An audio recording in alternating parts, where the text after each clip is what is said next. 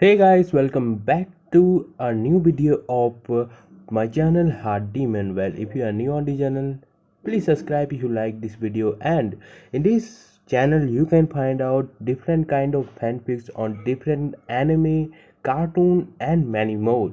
So don't forget to turn on the bell icon for notification. And there's one more thing: this series belongs to a Naruto in a parallel time and space where he got missing and found himself in a barren land where he find Killer Bee. Obviously, the Eight-Tails Jinchuriki who took him and goes to the Kumo ninja village where he grew up. So, what will happen if Naruto become a Kumo ninja?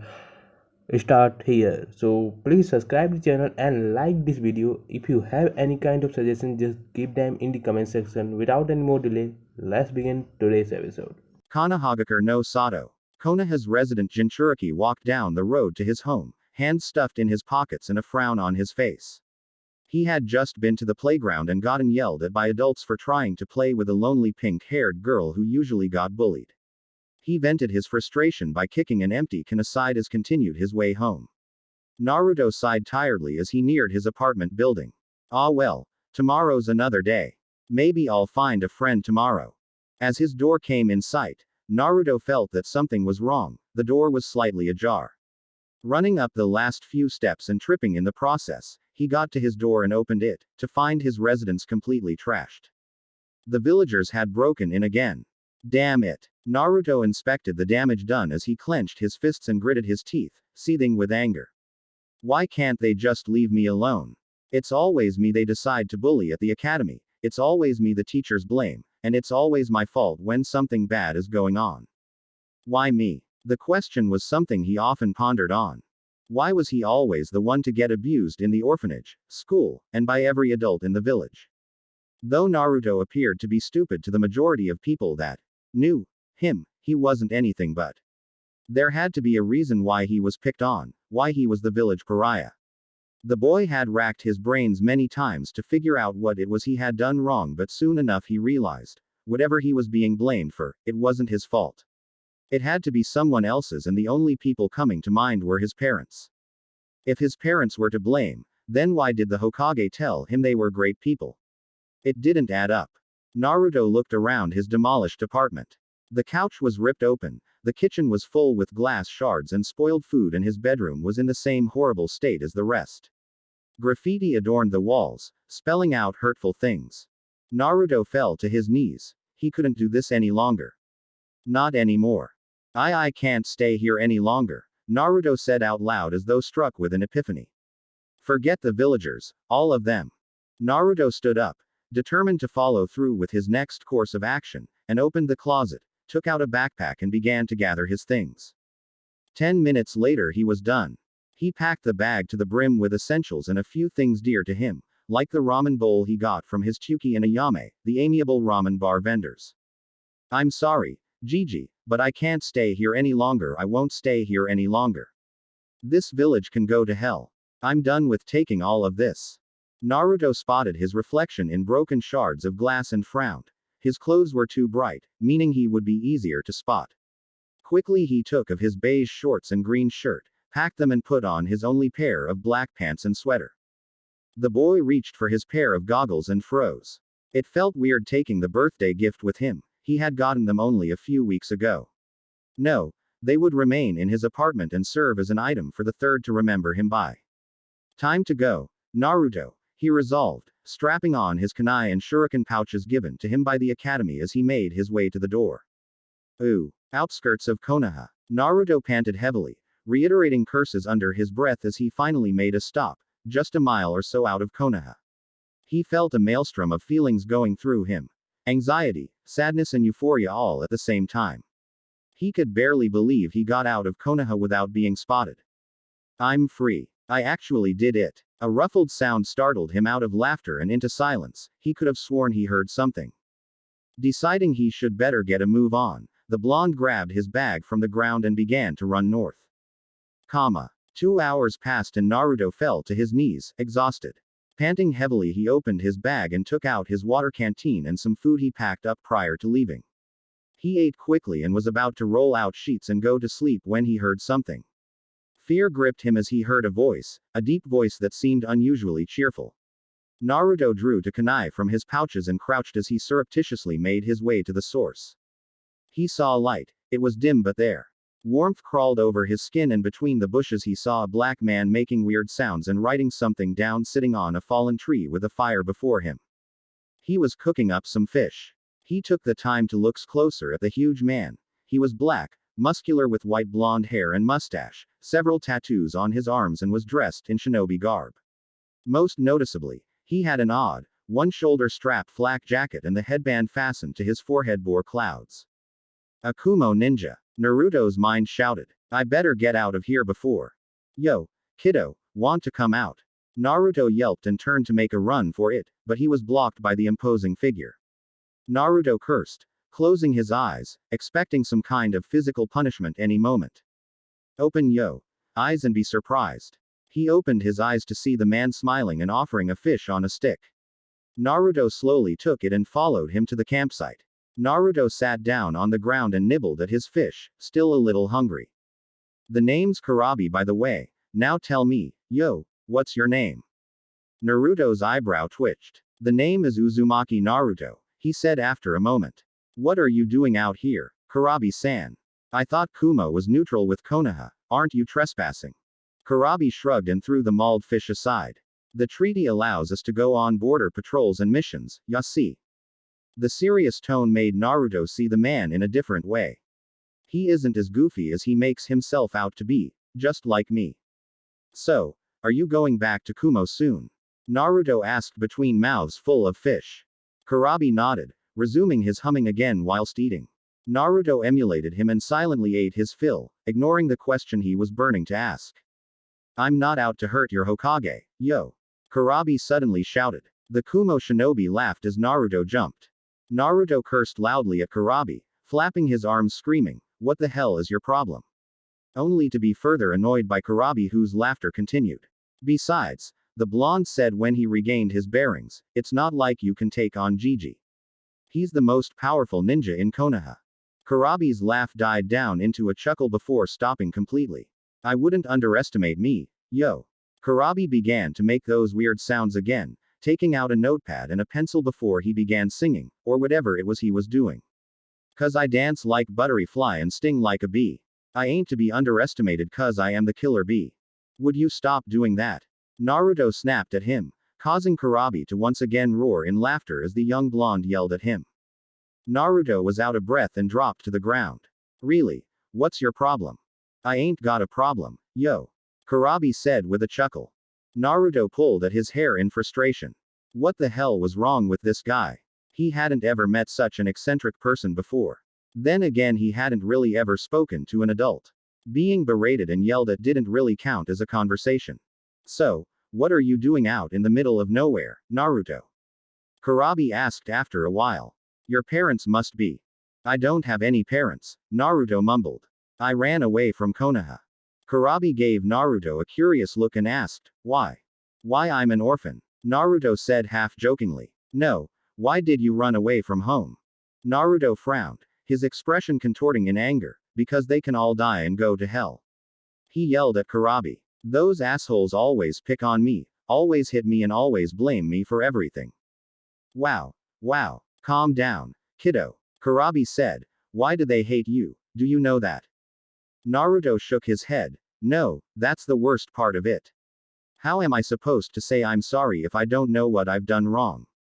Gigi won't tell me either. He always tries to distract me with ramen or just mentions how great my parents were. Kurabi rubbed his chin, adopting a sagely thinking position, and hazarded a guess. Maybe it's because you're an idiot. Hey. Kurabi ignored the outburst, shaking his head in comical manner. No, that can't be it. Aha. Naruto looked up. What is it? You think you know why they hate me? It's because, Kurabi said slowly, his tone was in a whisper and Naruto almost shook with suspense, you're a midget. What the hell is that for an lame-ass reason to hate someone? Besides, I'm 6 years old and quite average for my age. It was 20 minutes later and Kurabi was still dodging projectiles. As he duly noted, the boy's aim was quite good and he took the time to seriously examine the boy. He had a hunch, but for that hunch to prove correct, he would have to anger the boy. No, he would have to really piss the kid off. I got it, Kurabi said, snapping his finger. It must have been your parents. They probably were some idiots like you and messed up big time. Don't involve my parents into this, bastard. Gigi said they were great people.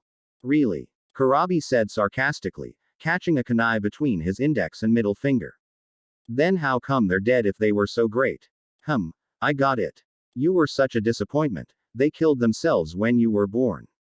Or they just pretended to be dead so they wouldn't have to have anything to do with their idiotic son. Shut up, Naruto said, tears starting to roll down his cheeks. Just shut up. Kurabi took a mocking pose, waving his hand at him dismissively. Oh, come on. Just face it. Yo. You're the kid mommy and daddy didn't want. Come on, face it. You're a failure. I said, shut up. Kurabi took a defensive stance instantly. Just as I thought, he's one of us. Naruto's eyes started to switch from blue to red rapidly before they settled on blue slit orbs. Come on. Kurabi goaded. Take out yo anger. Son, show me what a worthless brat from Konoha can do. In a blink of an eye, the boy was in front of him with his arm cocked back and he slung his fist at him. Kurabi held up his arms having anticipated the blow, but the deceptively powerful punch made him buckle slightly. Good. Show me what you got, Uzumaki Naruto. Show me your gift. Kurabi's eyes looked with those of the young blonde, which were flaring from blue to red with slits. Show me what a monster you can be, he said softly. Naruto's eyes turned into red slit orbs, his whisker marks became more defined and his fangs grew. Good, Uzumaki Naruto, Kurabi said. Don't turn away from it, don't struggle, don't fight it, embrace it. Naruto jumped back, landing in a crouched position. The blonde Jinchuriki growled, craving for blood to soothe his anger. What's happening to me? Naruto made a weak sound. Tears began streaming down the child's face. Is this the reason? Is this why they hate me? Yes. That sounded far colder than it should have been. Far colder than any child should have heard, but it was necessary. The tears stopped, something in the boy snapped, and then, Naruto howled, no. Into the night, and bubbly chakra began to pour out of him and took the shape of a fox. The Kumo shinobi looked down upon the boy with pity. But this had to be done, he told himself a dozen times, as the small boy's resistance to his tenant became smaller and smaller and the biju's effect became even more profound. Within minutes the boy in front of him was no more. The sweet and innocent child was replaced something that resembled a monster. Kurabi dodged to the left, narrowly avoiding the chakra appendage thrown at him at surprising speed, charged lightning chakra through his right arm into his fist. Kurabi charged at the younger Jinchuriki, swiftly ducking under another claw and sidestepping the small blasts coming from the boy's mouth. Raken. The lightning fist slammed in the boy's stomach, sent him flying in twirls through a tree and lodged into a boulder, but he quickly got loose and charged the shinobi, his deep wound healing already. Kurabi ducked under a claw swipe, leaned back on his hands, standing on them as he propelled the boy into the air with two heavy boots in the stomach. The child landed on all fours and growled menacingly, looking Kurabi in the eyes with nothing but craving for blood, for pain, for misery. The boy grew his second and third tails. It's time I finished this, Kurabi said out loud, channeling chakra into his right hand. Don't hate me when you wake up, kiddo. With a burst of speed, Kurabi took Naruto by surprise and held him up by the neck with his left hand, ignoring the singeing of his skin, and slammed his fingers into the boy's stomach. Gogyo Fuin. The skin peeled off his hand as Kurabi executed the jutsu. A blood-curdling scream was all that the boy could muster before his eyes rolled back as darkness took him. Konoha outskirts. Naruto woke up with a splitting headache, feeling as though he had slept under a boulder since every muscle in his body hurt and every tendon felt sprained. With great effort he got up to examine his surroundings. Yo, you're up, huh? Naruto jumped, looking up to see the same man from last night crouched on a tree branch above him with a net full of fish. Naruto glared at him. It's you, the blonde spat venomously, what do you want? Kurabi ignored his contemptuous look and jumped down. Are ya hungry? I caught some good ol' fishes. The shinobi had a stack of neatly cut logs on his back, bound by rope, and put them down, arranging the logs in a neat square, and gathered stones and leaves. Though he still disliked everything about the man, Naruto couldn't help but whisper, "Awesome," as any 6-year-old would have, when Kurabi ignited a fire by shooting lightning from the palm of his hand. Zap. No salt, but it's better than nothing, right? Kurabi said cheerfully, handing the younger blonde a roasted fish on a stick. Naruto was too hungry to be refusing food and begrudgingly accepted the food. The Kumo shinobi finished his fish in 3 big bites and grabbed another one. "I know you hate me right now," he said, swallowing a mouthful of fish, "but I didn't mean anything I said last night. It had to be done. And I think you'll only become stronger more now that you know what you are." "Then what am I?" Naruto threw the rest of his fish aside with a furious look. "You seem to know what I am, so why don't you tell me?" Kurabi lowered his fish. "Alright, I'll tell you." Naruto straightened up. "You're a Jinchuriki." "A what?" "You're what they refer to as power of human sacrifice. It's not very complicated. You hold a demon within you," Kurabi said in a nonchalant manner, as though he was telling what the time was. Naruto stood up with an incredulous expression. "Are you kidding me? Why the hell would you think that? How would you even know that?" "Because last night you snapped and you went Jinchuriki on my ass, that's how I know." Kurabi ripped of a whole fish and swallowed it. "You're like me. I'm a demon container too." "You're lying." Kurabi laughed humorlessly. "Oh, believe me, this isn't something I'd lie about." "I still don't believe you." Naruto shouted. "I'm not a demon and I don't believe you're either. You're just making fun of me again, aren't you?" "Fine." Kurabi stood up, dusting off his trousers. "I'll prove it." Standing up straight, Naruto was suddenly reminded how damn tall Kurabi was, and how intimidating his imposing figure was. Before the youngster knew what was going on, he felt his either body buckle under severe pressure. It was as if the gravity multiplied 100 times and the air thinned as he gasped to breathe. He barely managed to look up, and as he did so, he looked into Kurabi's eyes as the Hachibi Jinchuriki took off his shades and found him staring into silver-rimmed orbs of darkness. Kurabi had grown fangs and his hair became unruly in thick locks, loosening his bandana and headband. "Believe me now," Kurabi said, his voice much deeper and menacing. "This is what it is to be a Jinchuriki. This is what it is to be like me, and you." As fast as it happened, it ceased. Kurabi's features instantly reverted to normal. Naruto's legs were still shaking. He still found it more difficult to breathe. What was that?" He managed to gasp. "I couldn't breathe. I'll show you, if you'll come with me to Kumo. I'll teach you how to use your powers to protect yourself." Naruto looked up, his lungs gradually taking up more air again. "You'll show me how to control it?" "Yes." Kurabi left Naruto to his thoughts wordlessly and allowed the boy to decide in the comfort of his own privacy. "Kumo. Huh." Naruto scratched his cheek, feeling a strange sensation in his stomach.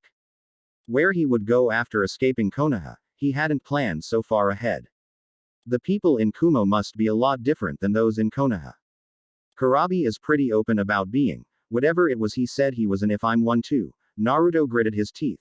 This one decision could and would change his life forever, and as much as he willed it to be, it wasn't easy. On one hand, he was still in somewhat disbelief he had actually left Konoha and he was dealing with the emotional transition, not that he was aware of it. On the other, he weighed the possible pros and the possible cons as to going to Kumo with the tall, scary man he had just met. "I'll teach you how to use your powers to protect yourself." The words clearly rang in his mind, and only then did he notice how much Kurabi had emphasized on how he would teach Naruto to protect himself, not asking anything in return. The 6-year-old already knew his answer by the time Kurabi approached him once again. "I accept." Ooh. Weeks later. Kumogakure outskirts. "This is awesome," Naruto shouted as he stood next to the giant Jonin Jinchuriki in a valley, looking up to an enormous mountain that reached the clouds. "This is Kumo." "Yeah." Kurabi adjusted his shades with an approving nod. "The most beautiful view in the world is on the top of that mountain, nothing but clouds and endless stretches of land and sea, the sun during the day and the moon during the night." "So, you're going to train me here?" Naruto had a grin plastered to his face. "It's so weird." Kurabi chuckled. "Yeah, I guess it's a lot different your hometown, isn't it?" The Jonin led the boy down the mountain and chuckled. They had traveled for a couple of weeks before they got here. On the way he had taught the child some chakra control manipulation. Even for a Jinchuriki, the child had abnormally large reserves, twice the amount of many Chunin and even some Jonin he was acquainted with. Just wait till you see MT. Unraikyo. Kiddo. It's where I usually live, though that's going to have to change now that you're going to live with me. Why do you have to move out because of me? You're going to be attending the academy, too, kid, the older Jinchuriki replied. You need to get to know kids your own age, this isn't Konoha. Naruto seemed haunted by bad memories for a moment but smiled and nodded excitedly. When do we start for real? This chakra control stuff you've been teaching me so far is cool and all, but I wanna learn to use ninjutsu like you do, Kurabi. Naruto had an excited smile on his face typical of that of a 6-year-old. It brought a smile to Kurabi's face to know how happy the prospect of an actual shinobi education excited the youngster. I have to get you to my big bro first, he's the Raikage of Kumo, Kurabi said. Hop on, the climb is pretty long and the checkpoints are always crowded. I'll get us up in a second. Naruto climbed on Kurabi's back and held on tight to the cornrows sporting Jonin, checkpoints. He asked him, wondering why a shinobi village would need checkpoints if they were settled up in the highest mountains he had seen. For the merchants and other folk that want to come to Kumo. They can't climb the mountains like a shinobi can, and even if they could, we wouldn't trust them since they could be agents working for other villages to sabotage us. That's why they need to check in before they get clearance for using the elevators up, Kurabi explained patiently. Sounds cool, Naruto said without truly processing the information as a 6-year-old would generally do when an adult explained something to them. Just hold on tight, Kurabi said, setting himself in a crouch position. This is going to be dizzy ride. Naruto climbed onto the Jonin with practiced ease he had gained after weeks of traveling. Kurabi adjusted his shades and got to his feet and set off at blinding speed, racing towards the mountain. It took several hours to climb the mountain of Kumo. On the way up, Naruto found himself having a harder time breathing. According to Kurabi, it was because air got thinner the higher they climbed up. During the climb, Naruto could have sworn he saw other people than merchants and civilians, as if he was being watched. They're probably those weird guys that wear animal masks all the time. Nearly there. Hold on extra tight cuz I'm gonna fly. What? Naruto shouted over the bellowing mountain winds, thinking he hadn't heard Kurabi properly, but the man had already shot up the air like a bullet, roaring in laughter with his arms spread. Reiko Josho. Naruto screamed with the sudden movement. Kurabi sped up so fast he couldn't see where they were going. He couldn't even distinguish the clouds and rocks. The tunnel vision was getting to him and the lack of air was almost unbearable. He felt the world go dark when they broke through the clouds. It was a cold sensation but a welcome sensation nonetheless, considering his senses came back to him. Jutsu. Reiko Josho lightning climb. Naruto gasped and wretched as he emptied the contents of his stomach. He was grateful the climb was over and curled up into a ball, holding his stomach. The strain had even been placed on his stomach and it nauseated him. Yeah, you'll have to get used to that, Kurabi said offhandedly, not perturbed in the slightest. He had experience to thank for that. The air up here is different though. It's just like down below. So, you're saying everyone vomits the first time they get here? Naruto asked, whipping his mouth with his shirt sleeve. Not necessarily. Civilians get supplied with oxygen tanks at the elevators. Most shinobi go through bodily stress while climbing. Their body has to constantly adjust to the pressure and oxygen in the air. Don't worry though, you'll get used to it. Kurabi glanced at his watch. Come on, bro's about to go on his break and he doesn't like to be disturbed during his breaks. Naruto nodded and ran after Kurabi, who had already started to make his way. Ooh, Raikage Tower. I'm telling ya, just let me see big bro, he has to see this kid immediately. Kurabi argued with the Raikage Tower guards. One of the Chunin was giving him a particularly hard time and was getting on his nerves. You're just going to get an ass kicking if you don't let me through, J. Another black-skinned Kumo Chunin, shook his bald head. No can do, Kurabi-sama, the Raikage-sama is finishing up with the Ryusa clan head. Hey. Kurabi yanked Jay a foot off the ground and threw the Chunin aside. Let's go, he said to Naruto, who stood behind him with a pleased grin. The other Chunin did not dare to attempt to get in their way, too intimidated to even think of crossing Kurabi. Kurabi wasn't known to be a man to use force to get to his destination, but if he did, it was best to just shut the hell up and pray he wasn't going to take his frustration out on you next. They climbed the long white marble steps of the Raikage Tower. Naruto looked back and looked in awe at the view below. The Reikage Tower was a beautiful building and was built on the highest part of the mountain village, thus it looked over the whole village. Kumo was much bigger than Naruto imagined. You coming. Snapping out of his daze, he caught up with Kurabi. The black Jinchuriki led them into the building, climbed 12 stairs, and they finally arrived. They heard raised voices and Kurabi sighed. My brother and the council don't get along, he explained. They've been trying to remove him since the day he got the position as Reikage, that was 2 years ago. And let me tell you another thing. A voice boomed. Naruto presumed it was the Reikage. I am not going to give some arrogant dicks like you any more special treatment if I can help it. Land taxes stay the fucking same. Now get out of my fucking office, you fucking weasel. Another raised voice shouted in reply. We will see that in the council meeting then, Reikage-sama, but you shall not like the outcome. Yeah. Go run to the other fools that haven't done a mission since fuck knows when. The Reikage shouted back. Go on. Run home and have your clan elders bitch at you. Just when the duo reached the office, the doors flew open and an enraged man in fine silk robes stormed out. Naruto didn't get a chance to look at him. Kurabi. Why are you back so early? And the Reikage cut himself off, seeing the boy next Kurabi looking at the Reikage with a mixture of fear, awe and admiration. Who's this? The Reikage asked once more, but with a softer tone. What? No. Hello. Or a hugs. Kurabi grinned, entering the office and sitting down in front of the Reikage's desk with a laid-back posture. Naruto jumped on the chair next to his. This is Uzumaki Naruto. He's in. Aha. I know who this is. The Reikage cut off Kurabi. This is the Eight-Tails Jinchuriki, right? Yeah. How did you know that? Kurabi asked. There's been rumors all over the place, the Reikage said, about an Uzumaki kid with the power of the nine-tailed fox. The Reikage trailed off, as though he meant to say more. For a moment the Reikage looked at Naruto as though he had met him before. Funny. Kurabi laughed. I never heard of that gossip. So, the Reikage said, cutting to the point, you want me to accept another troublemaker in the village? We got you and Yugito already. There are others. Naruto jumped up in his seat with an excited glint in his eyes. You mean more like me and Kurabi? Such disrespect, the Reikage grunted, but what can I expect if he's been under Kurabi's influence longer than a day? Bro. Kurabi ignored the blonde Jinchuriki. I want to train the boy to use his powers. No. Taken back by the abrupt answer, Kurabi looked at his brother and repeated, no. No. The Reikage firmly repeated. Why? Kurabi demanded, standing up and slamming his hands on his brother's desk. Why can't I teach the boy? He's a good kid and could also be a spy. His brother cut off. Why waste resources training our enemy? He ran away from home for reasons you should know and understand, Kurabi argued fiercely. He agreed to become a Kumo shinobi. He's agreed to be a protector of this village just like me and Yugito. The Reikage stared into his brother's eyes, shining with determination behind his shades.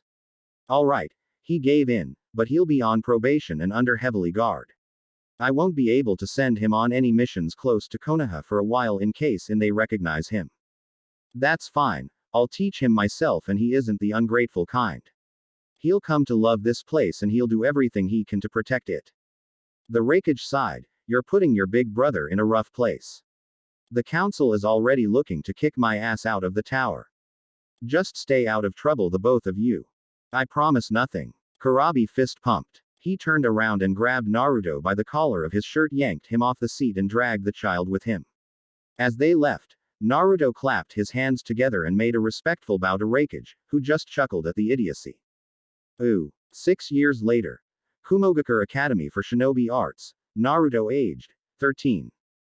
Graduation day. Naruto had been looking forward to this day ever since he was enrolled into the Kumogakure Academy for Shinobi Arts. This day would be a landmark in his career as a shinobi and he couldn't be happier. In actual fact, Naruto could have graduated years ago. He was certainly skilled enough, but Kurabi never consented to the idea. Not even for a second did he consider allowing Naruto to miss out on connecting with his peers. The same went for the blonde's less than amiable counterpart, Ni Yugito. Yugito was the Jinchuriki of the Nibi no Bakeneko and she had been brought to Kumogakure a few months before Naruto.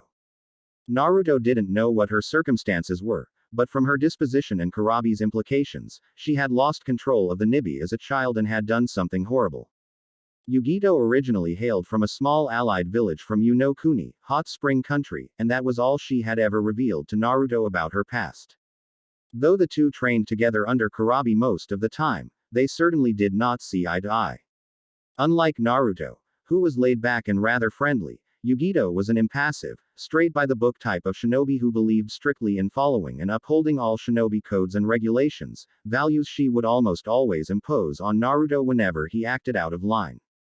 For his part, Naruto believed Yugito to be arrogant and too bossy to get along with, hence why the two never became friends. That, and because Yugito was a prodigy by genius standards and excelled quicker than Naruto did, in all shinobi arts but one, taijutsu. Taijutsu was Naruto's pride and joy. He loved ninjutsu, pretty much any form of jutsu aside from genjutsu, but taijutsu was the single one art nobody his year could beat him in, aside from maybe Yugito. Naruto's skills in taijutsu had been cultivated and perfected from years of fighting Kurabi, one of Kumo's strongest shinobi, and the experience had helped. Sure, he broke a few bones here and there in process, but what he got in return was worth it. Kurabi had estimated he could be Jonin level in taijutsu if he kept it up, and Naruto had, always coming out on top in any physical confrontation class taught in the academy, hence why today during the kenjutsu examination he could practically feel the apprehension of his classmates. Naruto was brought out of his musing by a nudge from fellow student, Sawada Tokashiji, a short of stature student he got along with rather fine. Trudging up a few steps, the next pair were called for their kenjutsu examination. Next, Kobayashi Nobori versus Sato Hari. Naruto cupped his mouth and shouted, "Kick his ass, Hari." Ooh. The next day. MT. Unraikyo. Come on, show some backbone. Kurabi threw a punch meant for Naruto that crushed a tree easily instead, ripping through it like a hot knife through butter. The Jonin turned and went to grab the genin but missed. You can run, but can you fight? Naruto landed in a crouch, lodging two kunai blades in the earth to slow his skid. They'd been training for 2 hours straight with no breaks. He was near his limit. Shut up. Naruto shouted back, charging at the Jonin with his blades in front of him in a defensive hold. He jumped in the air, somersaulted and heel-dropped Kurabi on the left shoulder. The Kumo Jonin didn't even flinch and delivered an open-hand palm strike back. Naruto flew into a tree, cursing his teacher under his breath. What was that? Kurabi goaded, mockingly cupping his ear and feigning hearing problems. You hatin' on de Masta, cause you're not a. The Jonin rubbed his chin momentarily before snapping his finger. You hatin' on de Masta, cause you got sent flying and now your bitch ass be cryin'. That doesn't even make sense. I'm not even crying. Naruto shouted at him, throwing a dozen of kunai blades at Kurabi. You raps suck, just face it. Disgruntled, Kurabi smacked away the barrage of projectiles and held his fist up in an angry manner. What was that, boy? You want an ass whoopin' deluxe today? Ya midget. Bring it on. Student and master charged each other. Kurabi opened his arm, preparing to crush Naruto in one of his signature bear hugs, but Naruto slid through legs and pulled down the Jonin's pants, revealing white heart print boxers. Naruto fished out his camera from his pouch and quickly took a few pictures of Kurabi with his pants down, ridiculously hopping about as he tried to stop him. You midget bastard. Kurabi shouted, give me that camera, right now. He roared, pulling up his trouser and chasing his student off the training grounds. These are going to be spread all over the village. Naruto shouted, speeding up. I'ma kill you, Uzumaki. Try to catch me first. Kurabi shouted profanities at the genin graduate, the little bastard's running to the village and I ain't allowed to use any techniques in there. That clever little punk. Naruto laughed hysterically, jumping from rooftop to rooftop, with an enraged Kurabi behind him. I'm going to cut you up, boy. Kurabi shouted, catching up with Naruto. Naruto laughed, that's if you're actually going to catch me. With a burst of speed, Kurabi jumped in front of him, his arms wide and tackled Naruto, pinning the blonde on a rooftop below. Ha. Not so funny now, huh? Naruto grinned, a twisted look on his face. Actually, this is so funny since you didn't notice me slip away. What? Poof. The Naruto he caught turned out to be a clone. Cursing, Kurabi launched himself of the rooftop, utilizing lightning chakra. Screw it. I'd rather have another lecture than being humiliated like this. A half a mile away, Naruto landed in front of the Raikage's tower and came to a stop, resting his hands on his knees. I muse must have lost him, he panted. Stupid Kurabi Tem. Brat. Naruto looked up to the sky to see Kurabi coming down, one of his 7 blades in his hands. Shit, was all Naruto could say before he was crushed under his sensei's weight. A quick and brutal beating later, Naruto got to his feet and held his head. That hurt, Naruto complained, nursing the bump on his head. Now let that be a lesson, boy, Kurabi said. Ya can't defeat the undefeated, ya can't outrun the lightning, and ya definitely can't. Okay, I get it. Naruto cut off his sensei, earning himself another punch in the head. Why? Naruto rolled over the floor, fighting back the tears in corners of his eyes and gritted his teeth, cursing his sensei. Ya need to learn respect, boy. What's going on here? A loud voice demanded. Looking to their left, they saw the Raikage walk down the stairs of the Raikage Tower. The Raikage, or the bigger version of Kurabi Tem, as Naruto had once put in, scowled at the pair, crossing his arms over his chest and shaking his head. It's you two jokers again. Yo, big bro, what's da, dealio? Kurabi made some hand motions both Naruto and his elder brothers found embarrassing to watch. The Hachibi Jinchuriki continued undisturbed with his rhymes that were found in poor taste. Raikage-sama, Naruto said with comical tears, clinging on to the Raikage's leg. Save me. I said, what's going on here? The Raikage demanded once again, eyeballing his brother and shaking his leg to remove the blonde nuisance. What's all this ruckus about this time? He hit me, Naruto said, childishly pointing at Kurabi, who pointed back. He took a picture Ma draws. But he hit me. Ma draws, man. Ma draws. Enough. The Raikage shouted. Kurabi, there's a Jonin meeting in 20 minutes, go prepare yourself. This has to be third fucking time I reminded you. Aight. And stop using that ridiculous language. The Raikage added as his sibling took off. And you. The Raikage turned to Naruto. You blonde little nuisance motherfucker, get out of here or I'll find you some nice D-rank missions to do, got. Naruto had already taken off at the words, D-rank.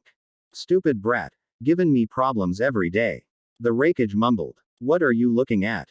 He shouted at a staring Chunin who immediately faced the other direction. I need a drink. The idea of Naruto's undoubted revenge through pranks in the near future got another heavy sigh out of the Raikage, a strong drink. Ooh. Naruto walked down the roads of the village with his hands in his pockets, grinning to himself. He had sent a clone with the camera footage to his apartment. By tomorrow, everyone would see them and have a good laugh at his sensei's expense. A little humiliation will teach him to mess with me. Yo, Naruto. Naruto turned around, recognizing his friend, then made his way to him. Yo, Hari. Sato Hari was a slim, 13-year-old genin much like Naruto and was Naruto's best friend, aside from Kurabi. Hari was wearing green-grayish cargo shorts, a black shirt and a black bandana that partly covered his left eye. He had spiky hair, wore his headband on his left bicep and white ninja tu on his back, along with all other standard ninja equipment. Yo, what are you doing here? Naruto asked, stuffing his hands in his pockets as Hari caught up to him. Hari placed his hands behind his head, grinning. I just came back from the academy, we're on the same team. Oh yeah, we were supposed to pick up our team info today, huh? Naruto remembered. I forgot about that. Who else is our team? Yugito, Hari said with a grimace. Great. Naruto said sarcastically. Why do we get here? She's so damn annoying. Our sensei. Hari grinned. Yatsuki Kurabi-sama. Naruto shrugged to hide his relief, though he had always expected to end up with Kurabi as his official sensei considering he had been under his tutelage for over 6 years. That's good. It's Yugito who's the problem. Hari nodded. I know, she is such an elitist. Always on about regulations, codes of conducts and rules. The pair continued their discussion as they walked down the road to their apartments. See ya, Hari said a few minutes later as he turned to go right. Naruto merely held up his hand and made his way to his apartment. Hadn't time gone by quick, he wondered. He could clearly remember the day he came to Kumogakure. He instantly fell in love with the village hidden amongst the clouds. It had been a weird feeling at first, to walk down the streets without being met with scorn or have something chucked at him, but he soon grew used to it and found people to bond with. After that, training had begun and he was enrolled into the Kumogakure Shinobi Academy. Outside of the basics he was taught in the academy, Kurabi taught him and Yugito, much to Naruto's dismay, advanced shinobi techniques mostly in chakra control and taijutsu. Kurabi in Naruto's apartment. Naruto closed the door behind him and went to the living room, calling, "You home, Kurabi." When he remembered the Jonin was at a meeting. He sighed, taking of his training clothes. The weighted clothes made his neck and shoulder ache sometimes. The blonde went for a quick shower and changed into a new set of clothes, a pair of black cargo shorts with orange trims, a black shinobi t-shirt and a black, sleeveless combat jacket with a lot of pockets. Naruto dropped himself on the couch, flicking on the TV and grinned. His favorite anime was on and he didn't have a lot of time to watch it. "And here I thought you were maturing a little bit," a feminine voice said from behind. Naruto shifted slightly to look at the open window, pulled an immature face and turned his attention back to the TV. Perched on the windowsill was a beautiful blonde girl with blue eyes clad in light purple shinobi garb. She wore a tight shirt that left her tummy revealed, baggy shinobi pants and a white sash around her slim waist. "What do you want, Yugito?" "I came here to tell you. We're on the same team, I know." Naruto cut her off, making it abundantly clear he wasn't interested in speaking to her as he got and approached her. "Anything else?" Yugito scoffed, "So much for a civilized conversation. I only came here because the teachers at the academy said you didn't show up to get your team roster." "How undisciplined. You're a Kumo shinobi now, you must be on time for all." "See y'all later, Neko-chan," Naruto said, pushing her off the sill. "Don't forget to never come back." Yugito twisted in the air with impressive agility and landed on all fours the ground and glared up to Naruto, who lazily waved at her. "Bye," he shouted once more before closing the window and returning to his TV program. "Bitch," he mumbled to himself. When he thought about it, Naruto couldn't quite remember what had really set off their feud. Naruto and Yugito had never really gotten along. Initially they had no problems, but it soon became clear Yugito was a natural at being a Jinchuriki, unlike Naruto, who found it much more difficult to work with the Kyuubi. Though it was unfair to shove the blame on her, Yugito had often made a point out of belittling Naruto over his failures, and the one time she suggested Kurabi find a new host, the implications had gotten Naruto so enraged it got violent and the two had to be separated, and Yugito now lived a few doors down. One thing was for sure, this wasn't going to be easy. 3 months later. Kumogakure Training Ground 11. Shinobi life turned out to be very different from what Naruto expected. It wasn't as exciting to be a genin as he had hoped it would be. The only missions they were authorized to do so far were mere D-rank missions that could be completed by even a first-year academy student. Naruto spent most of his time training with Hari to hone his skills for the day they finally got a C-rank mission. Currently the two were going at in an intense taijutsu match that had been going on for well over 30 minutes by now. This match was more intense than usual, for the stakes were higher today than they ever were before. Naruto jumped over Hari's palm strike and landed in a crouch, flooring his opponent with a kick behind the knees as he did so. Hari swore and rolled over the ground to dodge one Naruto's notoriously vicious heel drops and scrabbled to his feet, turning the moment on Naruto by bull tackling him into the tree behind him and following up with a solid punch to the cheek. Naruto quickly got up and took his stance and danced around lightly as he spat out some blood. "You know what happens if you lose, right?" "Yeah." Hari gulped almost fearfully with a sense of dread at the prospect of losing this fight. "No way in hell am I going to pay off Kurabi-sensei's tab. That guy drinks sake by barrel. I'm not going to lose all the money I made with those shitty D ranks either." Naruto charged Hari again and initiated a fierce hand-to-hand battle. The two traded powerful blows, and though Hari was strong, he simply couldn't keep up with Naruto's speed and agility and soon found his legs kicked out from under him and a heel stopped inches away from his nose as Naruto stood over him victoriously with a grin. "Damn it. Damn it." Hari counted the few leftover Ryo bills in his near-empty wallet as they left the bar Kurabi usually frequented. "You fight dirty, you know, right? I'm pretty, that counts as cheating." Naruto rubbed a finger under his nose, grinning deviously. "There's no such thing as cheating in the shinobi world, Hari." "No such thing. Oh, so you do know a little bit of the shinobi world."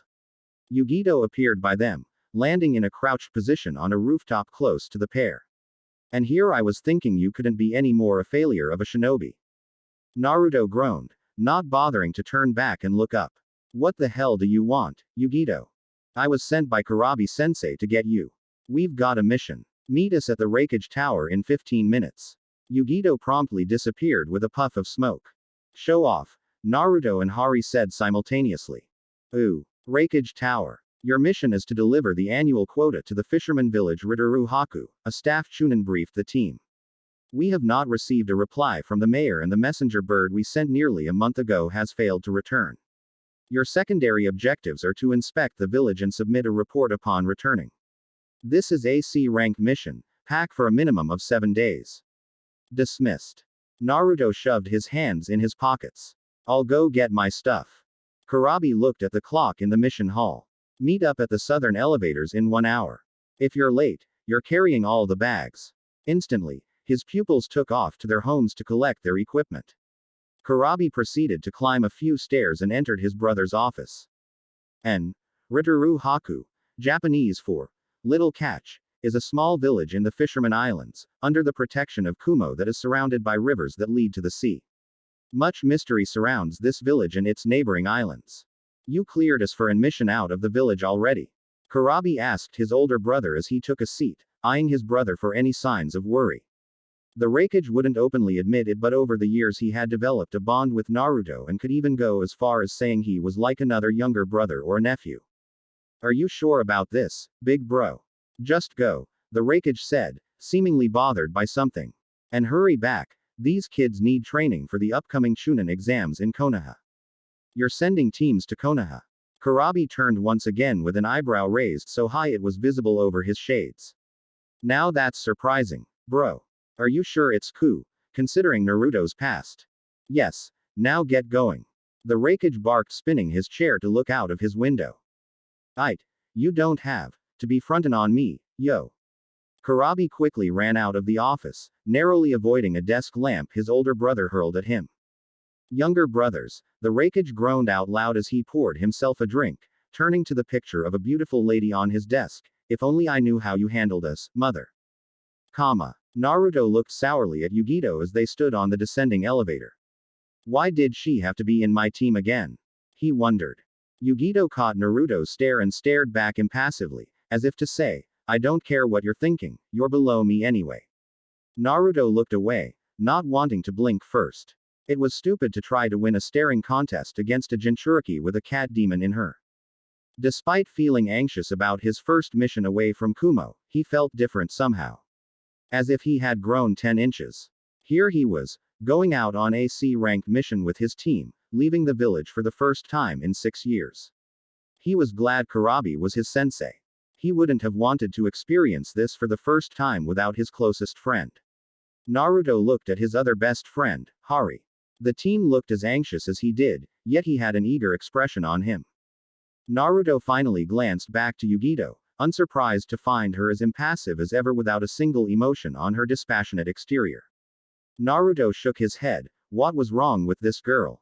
He didn't expect her to be carrying her emotions on her sleeves, but what in the world had happened to her to make her so icy? How are you guys feeling about first C-ranked mission?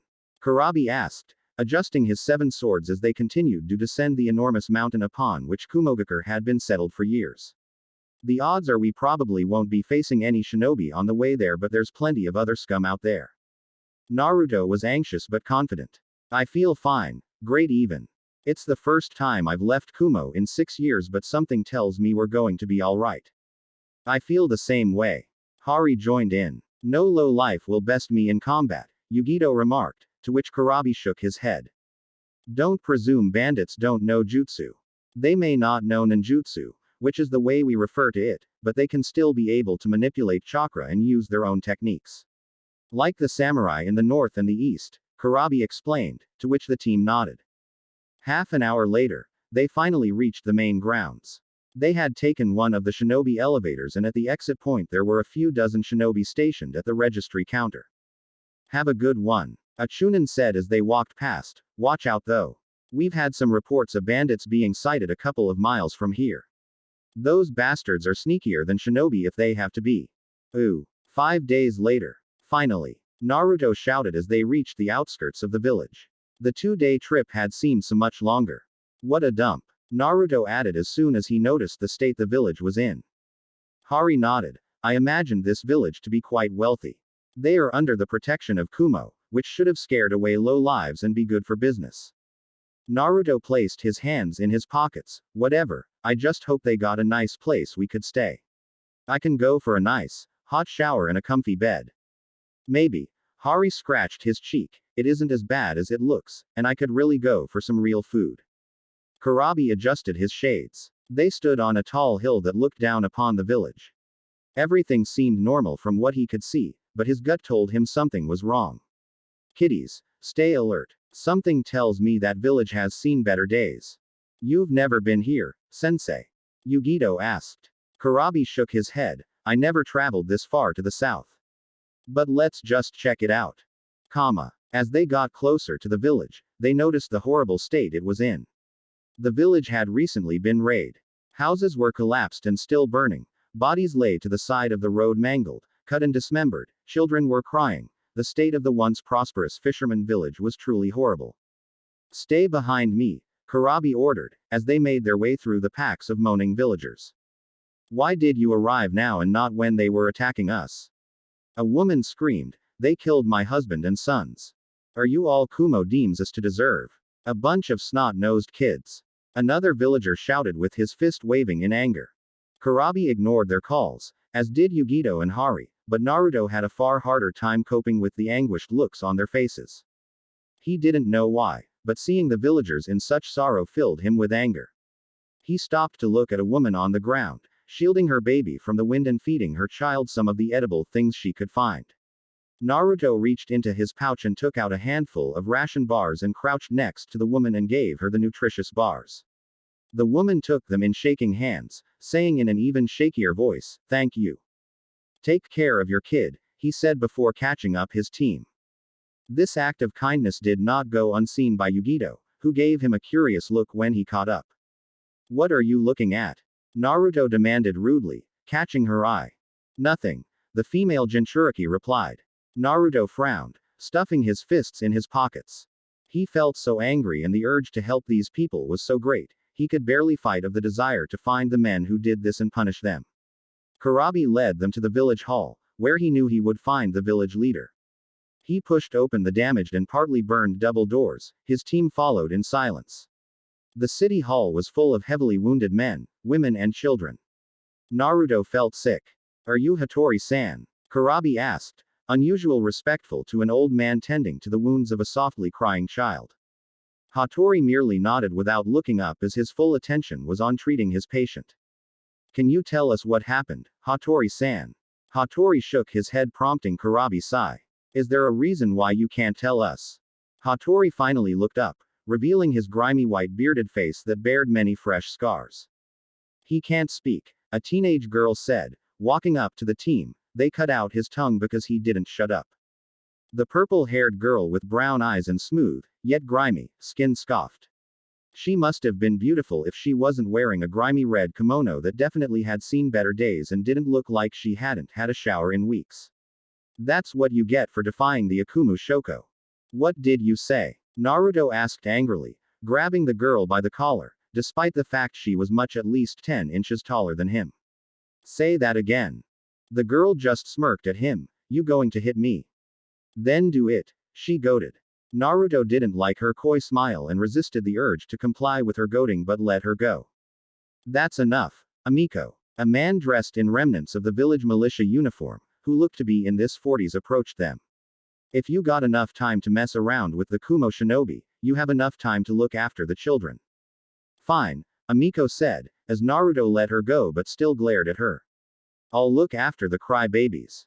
Don't take too much food with you. Kungo shouted after her before turning to the shinobi team. So, what's her story? Hari asked the man who introduced himself as Kungo. Amiko, he hesitated with an exasperated sigh, changed a lot. She used to be such a lively girl, until her parents were murdered in the attack by the Akumu Shoko. So the Akumu Shoko were here after all, Kurabi said, rubbing his chin. That complicates things. They took all of our supplies and left. We barely have enough to feed the children. Some of us haven't eaten in days. The last time they were here was 2 weeks ago when they killed all of our cattle. We didn't expect Kumo to send reinforcements so late, but I guess it's going to be okay now that you guys are here. Kurabi-sensei, are we ready to handle shinobi of that caliber? Yugito inquired, taking out her bingo book and showing a picture of the two. The older of the brothers was Seichi, a handsome blonde with an impressive scar going vertically over his right eye. The younger brother was Shinji, also a handsome blonde-haired man with a smooth face. The brothers had identical black orbs for eyes and eerie smiles on their faces. These guys are out of your league, but I can handle them. I'll send word for reinforcements to be on safe side though, Kurabi said to Yugito before turning to Kungo. My pupils are tired, if you can point us a place where we could rest, we'd be quite grateful. Kungo nodded. Yes, of course, please follow. Should we wait for your last team member? Kungo asked as they turned around to find Naruto gone. Damn it, Hari cursed. Kurabi face-palmed. Oh boy. I'll go look for him, Yugito said, I'll bring him back here, sensei. Yeah, thanks. Ooh. Naruto leaned against the wall, a frown on his face, his anger swirling in a violent vortex within his heart. The cries of the children shook his very soul. He had forgotten how cruel life could be, having hurried the memories deep within his mind. Come here, brat. Die. Demon. Just die. Why did you have to live? Naruto shook his head. Someone caught his eye. It was Amiko, the girl who had lost her parents in the attack, according to Kungo. Naruto pushed himself of the wall and followed her, curious to where she was going and why she looked so suspicious. The way she walked, Naruto knew she was up to something. She kept looking behind her, and if it weren't for the fact Naruto could hide amongst the masses easy, she would have spotted him. She took a turn to left, entering an alley. Naruto stood still for a second but then decided to press onwards. He walked into the small alleyway. It was dark and he could barely see Amiko's silhouette. The raven-haired teen opened a door at the far end of the alley, apparently not noticing Naruto, and closed it carefully behind her. Naruto. A voice hissed behind him, causing him to jump and turn around with two blades in his hands. What? He hissed back at Yugito, sliding his kunai blades in his holster. Why are you following me? He whispered. Yugito raised an eyebrow at his jumpiness. I came to get you. Fool, she explained. Kurabi-sensei and Hari are going to set up our camp and call in support. Yeah, well, I'll be there in a second. Naruto hissed in whispers, just get out of here. Yugito shook her head. I was told to bring you.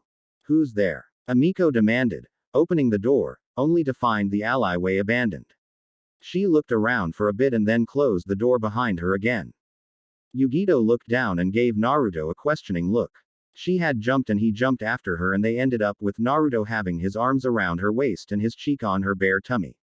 Naruto, realizing their position, quickly let go and landed silently in a crouch. Yugito landed next to him.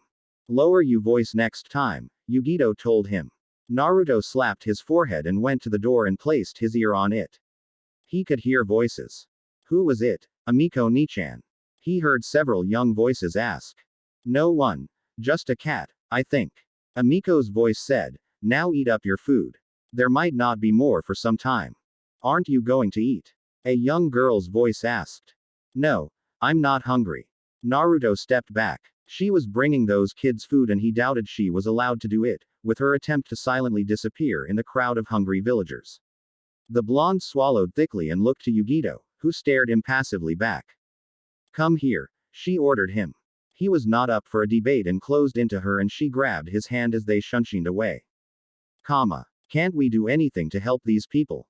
Naruto pleaded with Kurabi. They're starving and they're sick and they're.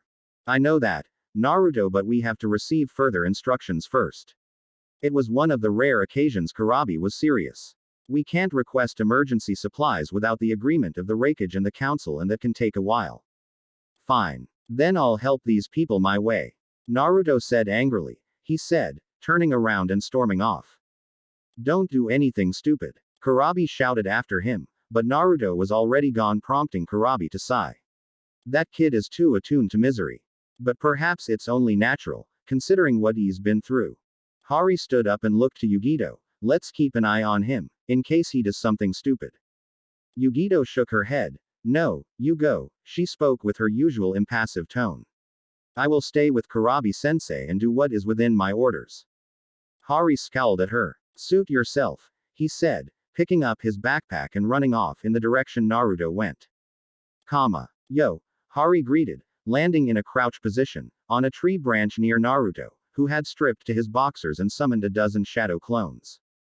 Hey, Naruto said, keeping his eyes on his clones, what are you doing here, Hari?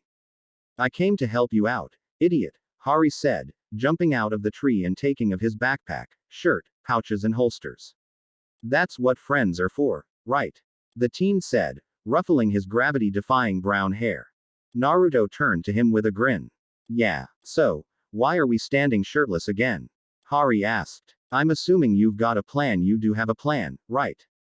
Naruto nodded. This river is full of fish, but it's been taken as those Akumu brothers' territory. They're too scared to come here and fish. Wait, Hari cut him off. You do know we can get killed, right? The Akumu Shoko aren't a joke, Naruto. They're psychopath killers. People are dying whether it's by their hand or not, Naruto countered fiercely. I'm going to catch a huge amount of fish in a couple of minutes, and if I'm lucky, we won't get caught. Whatever it is you're going to do, you're sure as hell not going to do it without me. We're teammates now. Naruto grinned and walked to edge of the river, his clones standing behind him. He crouched and closed his eyes, channeling lightning chakra into his fingertips. He flinched, accidentally zapping himself, but pressed on. If Kurabi could literally do this while sleeping, he should at least be able to do this little trick while concentrating. Naruto grinned, finding his center of control with his cackling fingers and slowly placed it the water. His clones emulated him. The river water began to bubble and slowly, as he increased the chakra output, more and more dead fish emerged. Naruto managed to do this for a minute, before giving in and losing control. The loss of control on lightning chakra backfired and sent him flying 5 feet back, lying on his bare back with a deep, singing wound on his chest. Zap! Naruto! Hari shouted, rushing over to his friend. He took a look at the blonde's wound and felt his stomach churn. The flesh had gone black-grayish and the blood had nearly immediately dried up with the blast impact. Fuck! Hari cursed. Hang in there, oh. Get the food, those people need to eat. Naruto mumbled his eyes before passing out. Hari nodded, carefully placing the blonde down and rushing into the river with the other clones and collecting the fish. Ooh. Across the river. Look at that, an overweight samurai said, looking through the binoculars in his hands. 2 kitties just fried the river. What are you on about? Another samurai asked. You've been hitting the sake early again, haven't you?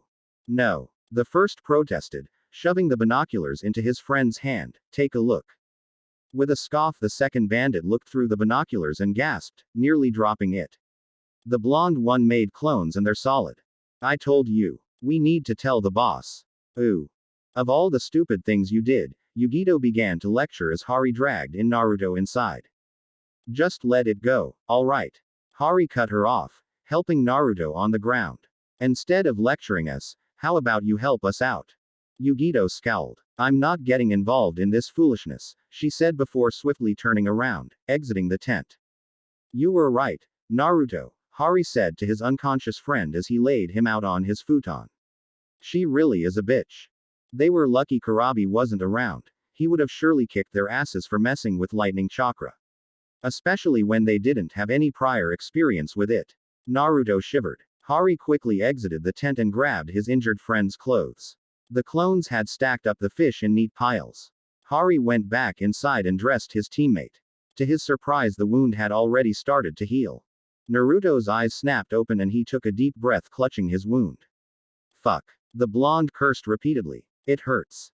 No shit, Hari said, his eyes wide open. How the hell are you up?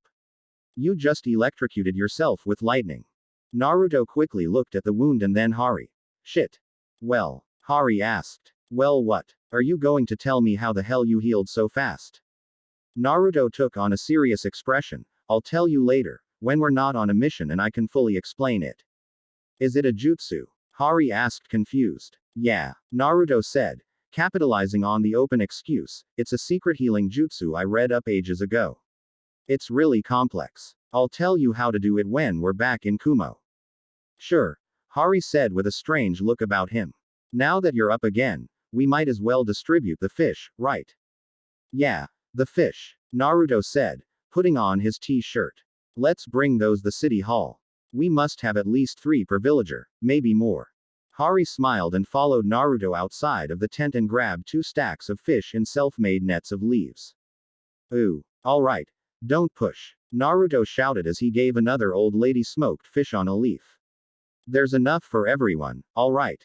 The pair had just brought the fish to the city hall and started cooking them when hungry villagers showed up. They had been dishing out fish for over 30 minutes now. Clones were running all over the place. EY. Don't cut in line. You'll get your fish. Naruto shouted at a shameless bald man who had pushed aside a mother and her daughter. Here, he said to the mother and child, handing them 2 big fat salmons. Eat up and rest. It took the pair, even with Naruto's clones running around the place, nearly an hour to feed everyone at least 3 fishes. As this was going on in the town center, Yugito, who stood on a nearby rooftop, scoffed, turning around and disappeared with a swift shunshin. Man, I am beat.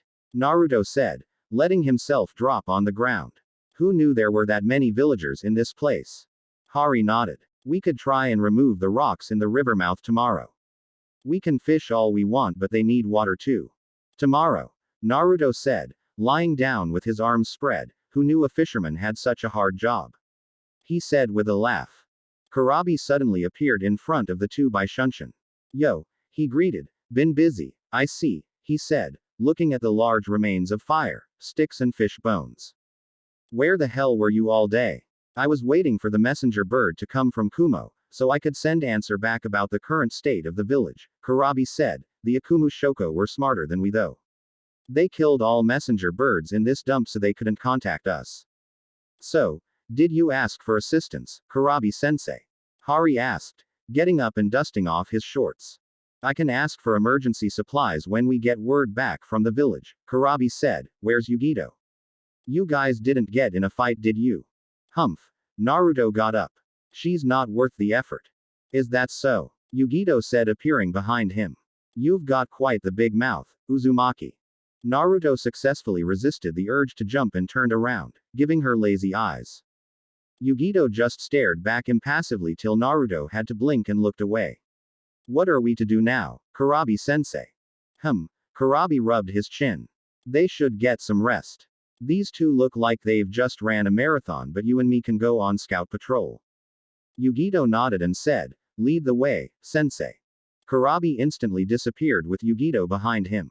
Show-offs, Naruto and Hari said simultaneously.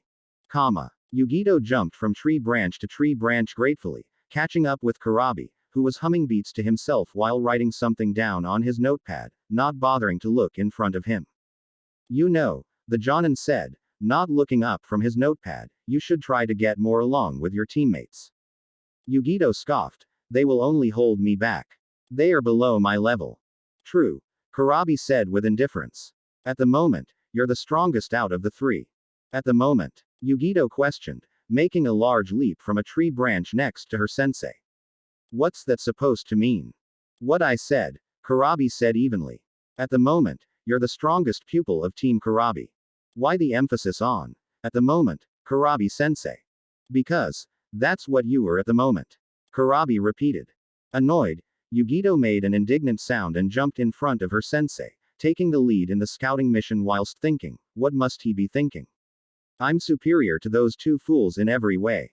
If only you would see your foolishness from perspective, Yugito, Kurabi thought, looking at his female student's back. You would see that being cold and indifferent will not shield you from your fears. Yugito suddenly stopped and held up her hand. Kurabi landed soundlessly next to her and looked down to her crouching form. She pointed to the east. There was a pack of samurai huddled in a group near the far end of the river they were scouting. They were arguing. The shinobi grabbed their binoculars and looked closely at the group. They could barely hear what they were saying, since they were a few hundred feet away. I'm telling you, I saw 2 kids frying up the river and collecting fish. A fat samurai with a black beard, hair and scars over his face said. They've got to be Kumo. We have to tell the bosses.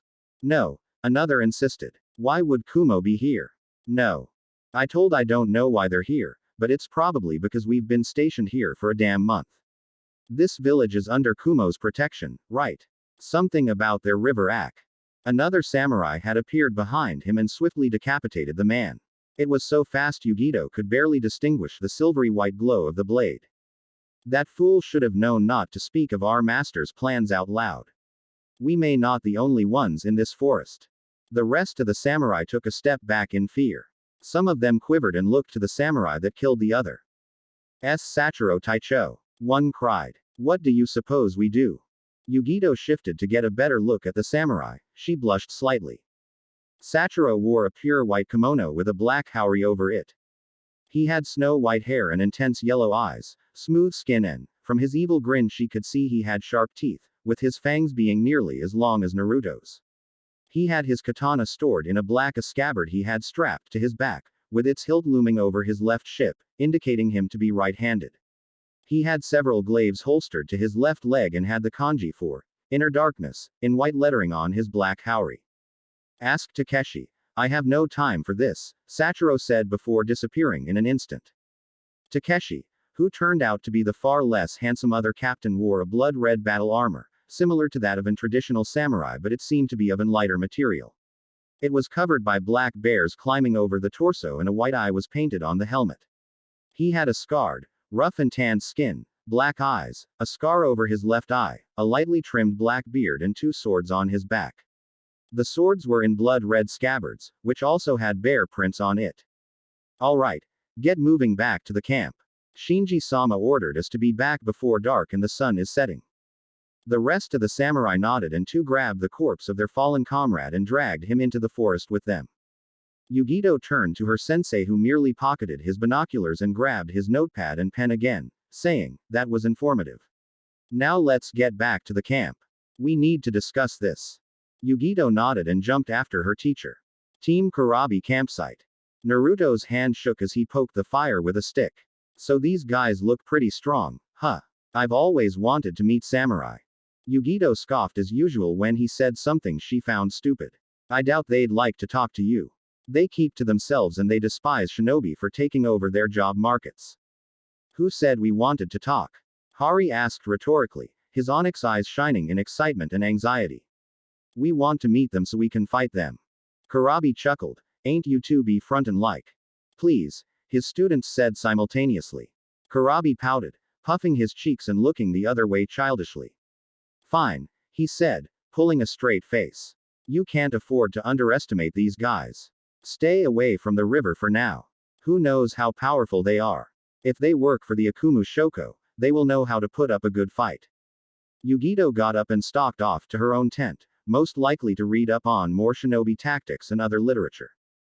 Kurabi also stood up with a yawn, stretching his broad, muscular arms. You two get some sleep. I'll have some clones scout the areas in the village. I can't believe I've been away from Kumo for 5 days already. Naruto parted the entrance of his tent and laid down on his sleeping bag. It feels so weird, but I'm relieved at the same time. I hardly know anything about the world outside of Kumo. The blonde stifled a yawn. I hope these Akumu guys are as good as they are said to be. I wonder if I could take them with the Kyuubi's help. Naruto wondered and yawned once more before sleep took him. The following morning, the blonde woke up early. Light shimmered into his face through the open slit in his tent. Groaning, he got up and went to the river mouth nearby. He rubbed the sleep from his eyes, yawning once more and stopped in his track. Yugito was going through taijutsu katas. It was evident she had been up and training for several hours. Naruto took the time to look at her. He was a teenager after all. He had admit Yugito was beautiful, but that wasn't all that mattered to him. Her personality was unbearable as far as he was concerned, but, despite himself, he couldn't help but be a little mesmerized by her. Even sweating and with a face full of concentration, she was quite the beauty. His eyes zoned in on her bare tummy and to her hips and then to her chest and eventually her face. What do you want, Uzumaki? Yugito questioned, going through a roundhouse kick kata slowly and flawlessly. Naruto snapped out his days embarrassed. Nothing. Just getting something to drink. Do as you please. The words of Kurabi still haunted her as Naruto turned walked away. At the moment, you're the strongest of the 3. I'll show you I will be the best student you will ever have, Kurabi, whether you like it or not. Naruto walked for some time, berating himself for checking out the girl he despised so much. Hormones be damned. It must be the dehydration, Naruto thought, quickening his pace. He walked through a thick patch of forest, hearing a stream of water and a faint sound. What's that? Naruto surreptitiously made his way through a few bushes, the faint sound increasingly became more discernible. It was soothing. Pushing aside the last remains of bushes, he saw a sight that he knew he would remain for some years to come. Amiko had been bathing in a small river mouth. Her beauty had been done much shame the bulged clothes she wore. Naruto, having never seen a naked girl before, couldn't stop blushing. Amiko washes her ample breasts, hid before by the damnable kimono. She was humming serenely, her purple hair silkily on her shoulders, shining in the morning sun. Naruto's eyes wandered down to her curvy figure, landing on the patch of hair between her legs. Blushing, he quickly pulled back and was about to turn, when he tripped and fell down, bumping his head loudly on a tree. Amiko, hearing this, jumped out of the river, slipped into her washed kimono and withdrew a dagger from it. A furious blush struck across her face. "You pervert!" she screamed, seeing Naruto on the floor holding his head in pain. "How could you spy on a girl like that?" "And no," Naruto shouted, stumbling over his words, I wasn't spying on you. I'm not a pervert. I just came to get water when I tripped and then this and I'm sorry." The blonde got on his knees, bowing his head to her as continued to endlessly apologize. Amiko, flushed and the red tinge on her cheeks increased. "Whatever. As long as you didn't see anything, it's fine." She caught Naruto's guilty look. "You did. You were spying on me, you little pervert." Naruto jumped back, landing in a crouch. "No, I wasn't. I wasn't doing it on purpose. It just happened. I'm not a pervert, really." He shouted once more, his hands up in a defensive manner. "I'd never do that to you." Amiko's blush increased, she was obviously embarrassed. And who could blame her? A boy, 3 years younger than her, had seen her naked. Something no one had ever done. "Well, don't do it again. If you tell anyone about this, I'll kill you." The threat would never in her wildest dreams actually accumulate to anything, but Naruto went with it, not wanting to exacerbate her ire. "Why, yeah, sure." Naruto agreed easily, he was barely holding back on a nosebleed as it was. "Do you need anything?" he asked politely, yet awkwardly. "Just go." "Okay." Naruto complied, turning around and making his way out of that patch of the forest. Ooh. Naruto had a hard time getting his mind straight. He was getting his ass kicked by Hari at the moment. Hari ducked under his sloppy right hook and delivered a sharp roundhouse kick to the blonde's face, sending him stumbling and eventually forcing him to fall back. "What's up with you today?" Hari asked, quite annoyed at the lack of attention. "You're never this easy to beat." "Uhu." Naruto rambled absent-mindedly. "It's nothing. He's seen a girl naked for the first time in his life and he can't get it out of his perverted little mind." Yugito revealed, leaning against a tree nearby, reading a shinobi literature handbook. What?" Naruto demanded, the blush returning in full fury. Hari looked at his friend with an curious expression and then turned to Yugito. "Who?" Yugito pushed a page further. "That Amiko girl. You were spying on me." Naruto demanded angrily. "I knew you were a pain in the ass, but what's up with spying on your own teammates?" "For your information," Yugito said coldly, "I wasn't spying on you. She screamed when she spotted you and I obviously had to see what was going on in case we were under attack." "Sure." Naruto glared at her briefly and then turned to Hari and explained. "I was getting water and I accidentally walked in on her. I wasn't spying on her." "Aha." Hari said vaguely, clearly not interested. "Where's Kurabi?" Naruto asked his friend, who snapped out his daydream. "Don't know. Probably out scouting the area. He's in the town center getting information out of villagers." Yugito pushed another page in her book. "He said he'd be back in a couple of hours."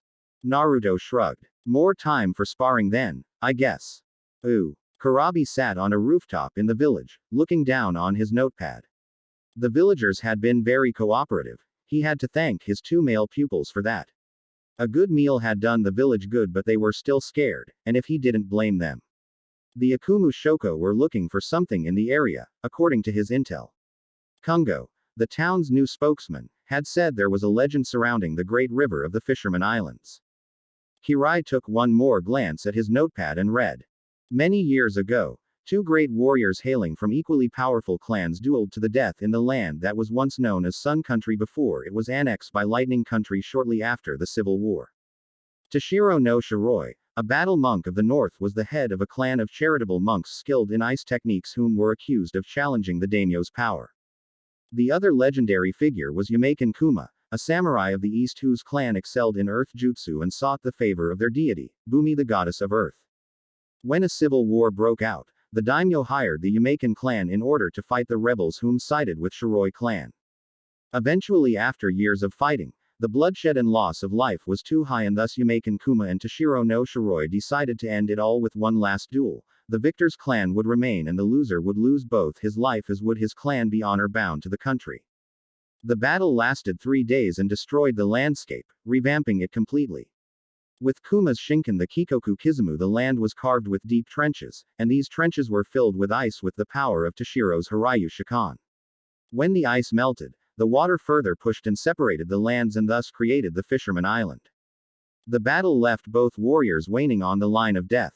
Kumo chose to meet his end in the river and took his beloved sword to the grave. Toshiro, whom had managed to extend his life another few days, returned to his home and told his clan to uproot and leave the country under the pretense he lost. Toshiro then wrote a letter to the elders of Kuma's clan and told them Kuma had lost their duel, and his life in the process, thus they decided to uproot as well and leave. Upon his last day, Toshiro waded into the newly created river and allowed his body to sink to the depths of the river as he took his blade with him, in respect to his fallen rival whom he had promised to continue to fight in the life hereafter. Due to the chakra residue left behind by the Shinken, fish found it easy to reproduce, and thus the populace gained incredible riches in their trade. To this day it is believed the Kikoku Kizumu and Hiryu Shikan still residue deep within the river. Quite the story, Kurabi noted out loud. I wonder if that's what Akumu Shoko are after. The legendary swords of Toshiro no Shiroi and Yamaken Takeshi. Kurabi pocketed the notepad in his pouch located on his right hip and shunshined away. TL. Hiryu Shikan translates to Ice Dragon Fang, and Kikoku Kizumu translates to Canyon Carver. Ooh, so, you think there are some legendary swords in the river? Hari asked skeptically, to which Naruto and Yugito nodded. They were sitting around a campfire, each on a small log. It was late at night. How do we know they're telling the truth? Even if this legend is true, how do they know the other villages aren't located on the real island where the swords were left? Kurabi rubbed his chin, scratching his goatee. You make a good point, but it would explain why this one village out of 10 is directly under Kumo's protection. The others are just as much a part of the country, but as far as we know they never had a direct relationship with our village. But what's to say those swords weren't dragged away by the water? Hari asked. They're here, Naruto said confidently. And how would you know that? Yugito challenged. What evidence do you have to support that statement? My gut's telling me they're here. Yugito gave him one of her patented scoffs. Oh, so your gut is telling you the swords are here. Then it must be true. The sarcasm was dripping from her voice. Naruto glared at her. I don't care whether you believe me or not, but look at the facts. What facts? Kurabi asked. Those samurai guys are here and they're working for 2 renowned shinobi and they've been here for over a month. Don't you think that's got to mean something? Why else would they still be here if they had nothing to go on? Single quote. Hari nodded in agreement. I think Naruto's onto something here. Of course you would think that, Yugito said coldly, to which Kurabi frowned. What's that supposed to mean, ni? Hari replied testily, glaring at the blonde Kunoichi. Unless you've got a better theory, I suggest you shut up and listen, instead of shooting down everything we say. Unless you'd like to waste my time more with fantasies and gut feelings, I'll go and train. With that, Yugito turned and walked away from the camp, hidden in thick patches of bushes, and made her way into the forest. She really is a pain in ass, Naruto said, glaring at her retreating figure. I don't know what her problem is. Kurabi stood up and yawned. I'm going to catch some sleep, you two go can scout, just don't go near the river.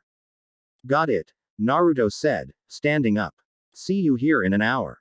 He asked Hari, who nodded and jumped after the blonde did, in a different direction. Ooh, Yugito grunted, shaking her bleeding hand in pain. She had been punching the tree in front of her, to hone her taijutsu skills. In her frustration, she had thrown a sloppy bunch that broke her wrist.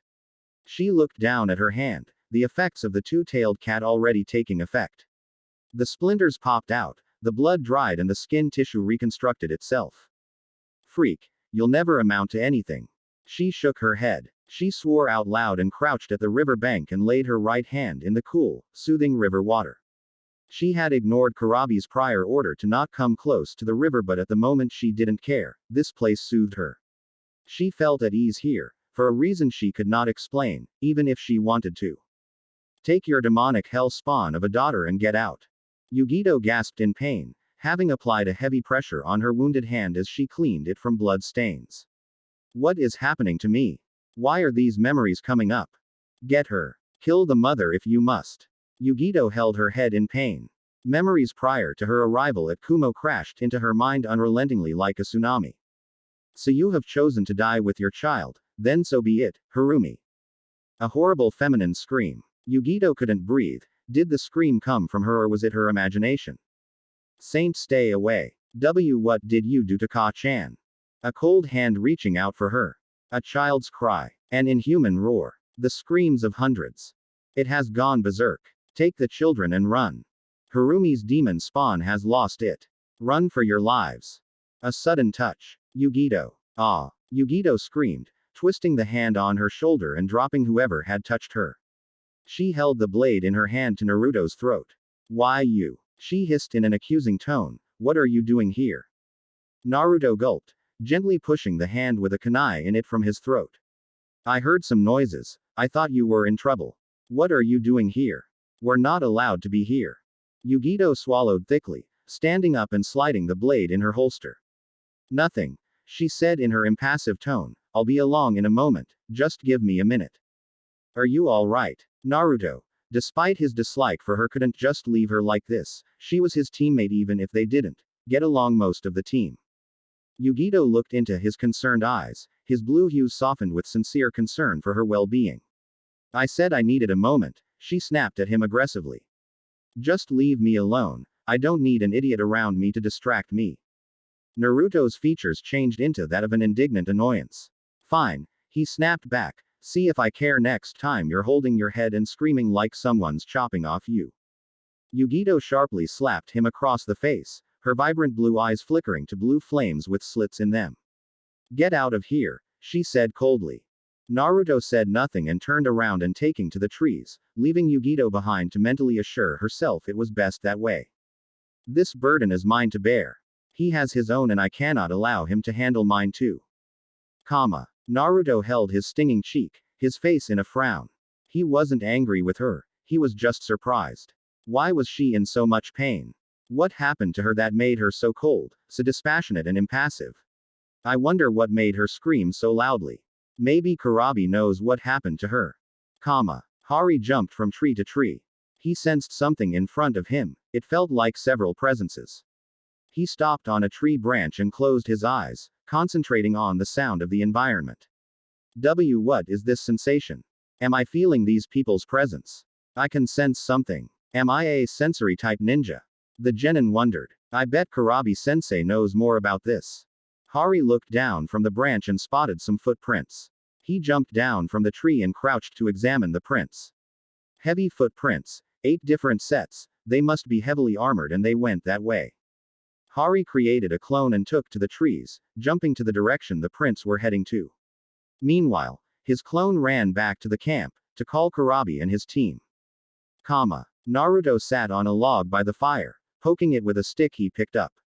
He was deep in thought, thinking about Yugito and the pain he had seen her in. A rustle called his attention and he looked up to see Yugito, her eyes were slightly puffy.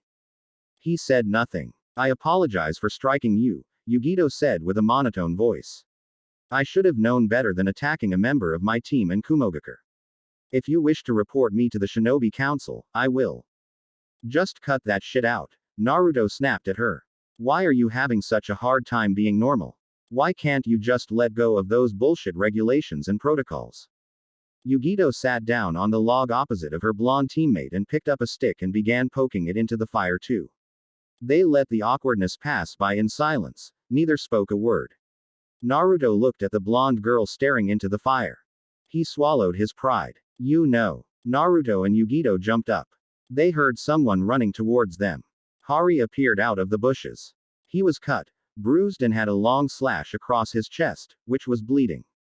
Hari. Naruto ran to his team member and caught him as he fell down. What are you doing?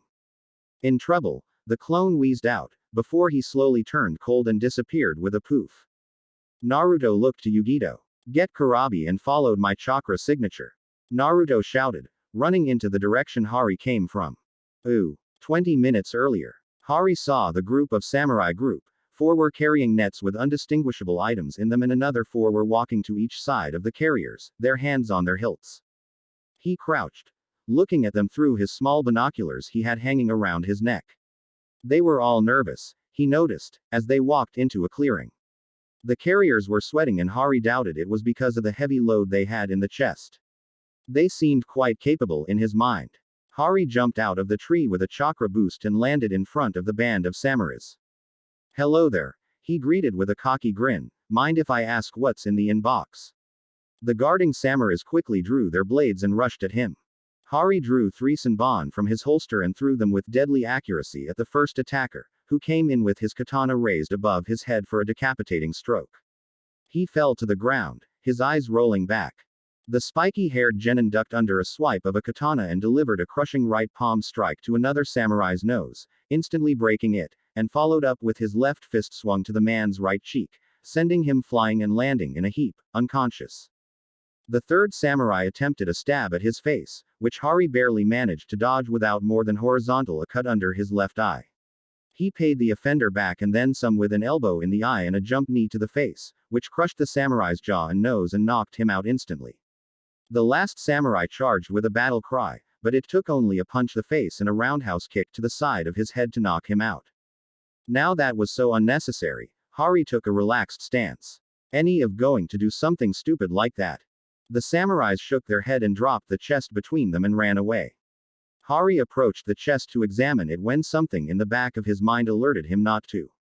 Hari drew back just as the chest exploded, prompting Hari to go through a series of backflips and land in a sloppy crouch, digging his fingers into the ground to stop him from sliding back too far as smoke emanated from the chest. What the? A figure stepped out of the smoke. Greetings, said the man in front of him. The newcomer seemed not a day over 30, dressed in a snow-white kimono and a black haori with the kanji for inner darkness embroidered on the back. Under the man's right eye was a kanji tattoo in blue ink, spelling out, Ice Radical. He had a blade with a white hilt in a white scabbard strapped over his right shoulder. His skin was pale and smooth, and the man had eerily glowing, yellow slit eyes and his face was set in a menacing grin and he radiated killing intent and power. My name is Satoru and I am your messenger. Messenger. Hari repeated. Satoru looked him in the eyes, grinning as the world went quiet for Hari. All he could hear was his heart beating as Satoru mouthed the words, Shikumi no Jutsu. Hari tried to move. He mentally screamed demands for his body to move as Satoru neared him slowly, his pale hand reaching for the hilt of his sword. It was as if he couldn't move, as if this was all just a dream, as if the man in front him was not there. His sensory skills were suddenly dull. He was horrified but he could barely move his fingers, let alone his arms and legs. Then it hit him. Graphic images of his own death flooded through his mind. His mutilated body, ripped to shreds. His arm cut off and his head decapitated. He gasped. He needed to breathe. Hari closed his eyes, shutting them tightly and bit the inside of his cheek so hard the pain shocked him. To his surprise he regained power of his right arm and with what little movement available to him reached for a kunai and stabbed himself in his tight. Hari regained control over his body not a second too late. Jutsu. Shikumi no Jutsu, death viewing technique. Hari jumped to the sky the second Satoru had unsheathed his sword and slashed it horizontally, muttering, arrow. The split-second jump wasn't good enough to completely avoid the technique. The tip of his right boot had been encased in ice and it was spreading. He quickly took of the boot and threw it at Satoru, who merely sheathed his sword with a click, causing the boot encased in ice to burst into 1,000 pieces. Formidable, Satoru said in his slick voice, his handsome features graced with a devilish smile. I can tell you have great potential, such a shame let it go to waste. Am I supposed to say, thank you, now? Hari withdrew 3 senbon in each hand. I'll guess I'll have to disappoint you. Shinobi don't make time for pleasantries. Yes, Satoru said in a reflective manner. So uncivilized. Hari masked his panic with a confident grin. What do you want from me? This was obviously a trap. You allowed me to sense your men so you could take me or someone else on my team out, didn't you? Satoru shook his head. Not really, he said evenly. We were planning to lure one of you in, but we certainly did not allow you to sense our chakra. These men you fought are amongst the weakest men under my command, they have no talent in chakra manipulation. How you sense them, I do not know. Perhaps you are of those sensory type shinobi. Aha. Hari didn't know what else to say. Perhaps he would have been happy if it weren't for the fact he had just walked into an enemy trap and his opponent seemed confident in being able to beat him rather easily. Hari swallowed thickly. I hope my clone reached Kurabi-sensei by now. I'm afraid I must end this little confrontation. After all, a message must be delivered on time and must be served swiftly. With an instant he disappeared and reappeared in front of Hari. The slash of silver was so fast Hari couldn't even see it. Looking down to his chest as Satoru sheathed his sword, he saw a deep gash on his chest and ice spreading from it. Hatsugori. Hari couldn't breathe, he felt so cold. He quickly lost the power to struggle against the rapidly spreading ice as it completely encased him.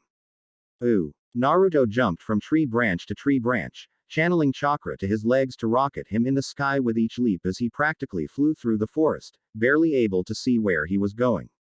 Where is he? The frustrating confusion built up in his thoughts. As if someone read his mind, an enormous chakra signature that rivaled his own called out to him. There. Naruto leapt out of his tree, flying 30 feet in the air when he saw an ice block lying in a clearing. Hari. Naruto landed with a powerful skid on the ground and ran to his friend. No. He screamed, looking into the horrified face of his friend encased in ice. Hari. Hot tears streamed down his cheeks as he slammed his fist on the block of ice. No. Come on, Hari. The pain of losing his friend was so great he did not notice he was beating his right hand raw and bloody on the unbreakable block of ice. The broken knuckle could compare to the pain he felt in his heart. Hari. This is it for today. If you like this video, like it and share this video with your friends who love to watch fanfics related to Naruto, anime or cartoons, so you can have many of them in future, and turn on the bell icon for notifications of them. So without any more things, thanks for watching.